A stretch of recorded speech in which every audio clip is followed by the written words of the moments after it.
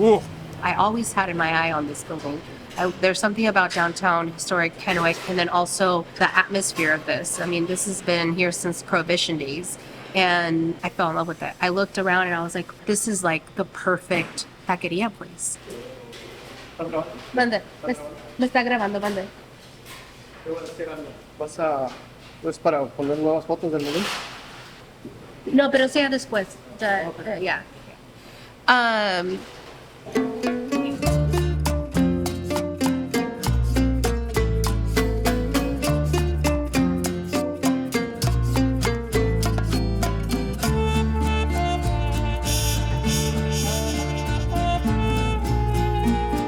For the longest time, I've had the opinion that the best food that you can get pretty much anywhere will come from a truck, and new food trucks are popping up here in particular all the time, which is awesome. But while it seems like it's a relatively new phenomenon, we've had food trucks forever, but in particular, taco trucks. But food trucks can be a little bit of a hard sell here, given our larger demographic. We're very much an area made up of families with their 2.5 kids, and sometimes the two most important things that a restaurant can have are chicken nuggets and crayons. And at this point in my life, I actually completely understand that. A couple of weeks ago, I was at a restaurant and they brought my kids some crayons, and the crayons weren't round. They were shaped like a triangle, so they couldn't roll, and it blew my mind. I took a picture of them. But I also really appreciate the punk rock kind of DIY mentality of food trucks. And the great news is that a lot of them are really thriving. Some of them are doing great on their own, and some of them have joined up into a community of other food trucks with the idea that they'll be stronger together. And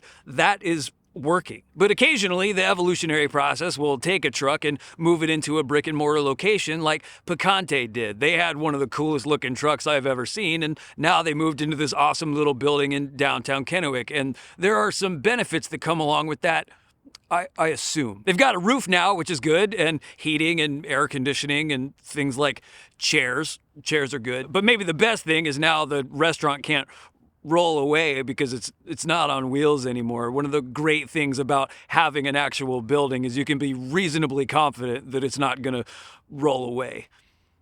But for as long as I can remember, the best taco spots in town were right over there in a magical town called Pasco. And I don't want to start any arguments with anybody, but it's possible that the best ones now are in Kennewick.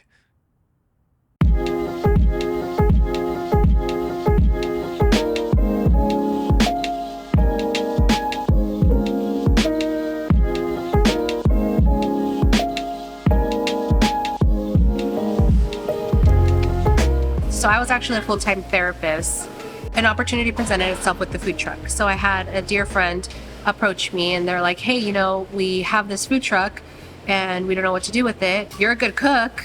Is this something that you want to eventually, try out? And I've gotten my degree. I have my career going. But then the other side of that was I also had my mom, who at the time wasn't able to work. And one of her things that she always instilled in my family was just the power of food. I wanted to create something that would allow her to have this stability whenever she would be able to come back into the workforce.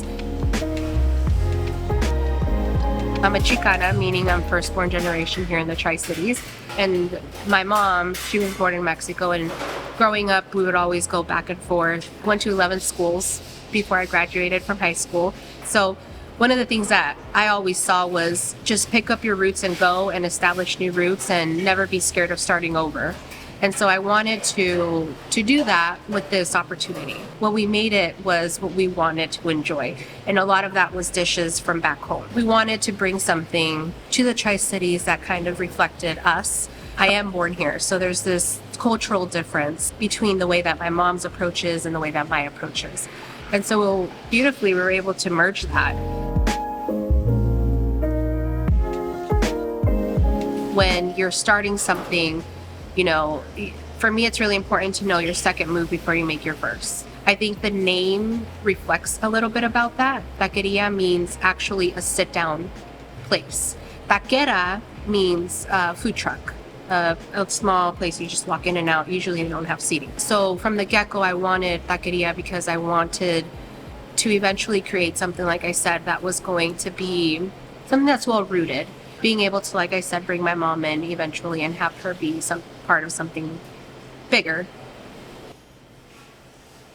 So I asked Google's AI where birria came from, and it said birria hails from the central Mexican state of Jalisco. More specifically, the town of Cocula in Jalisco is widely considered to be the birthplace of the delectable dish. There are even fascinating local legends attached to birria's origin. One popular tale recounts a shepherd forced to abandon his goats in a cave during a volcanic eruption. That's sad. Later, he returned to find them perfectly cooked by the steam and the spices left behind, forming the basis for the flavorful broth. The spices left behind in the volcano. So next time you savor a juicy birria taco or a comforting bowl of birria stew, remember its journey from the volcanoes of Jalisco to your plate. So every time I have birria, I'm supposed to remember the horrible deaths of a bunch of sheep who were steamed alive in a Mexican volcano. I don't think that I will. Interestingly, the best thing that ever happened to birria was probably COVID. I couldn't even open my phone back then without seeing either videos of sourdough or somebody dipping one of these into a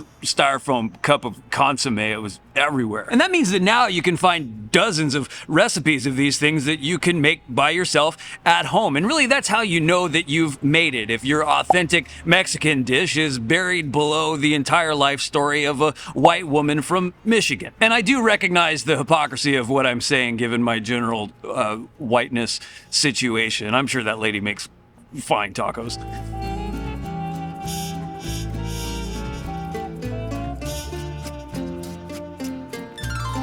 They also brought out a bunch of sauces. They've got Diablo, they've got molcajete. I don't know what that means. A molcajete and tejolote are stone tools, the traditional Mexican version of the mortar and pestle, used for grinding various food products. Like I said, that means mortar and pestle. But they also brought out verde, and like any self-respecting person who grew up in New Mexico, that's what I'm gonna do.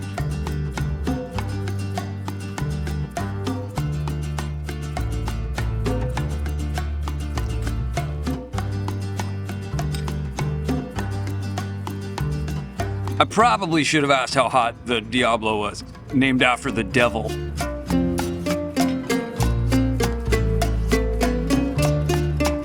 Green.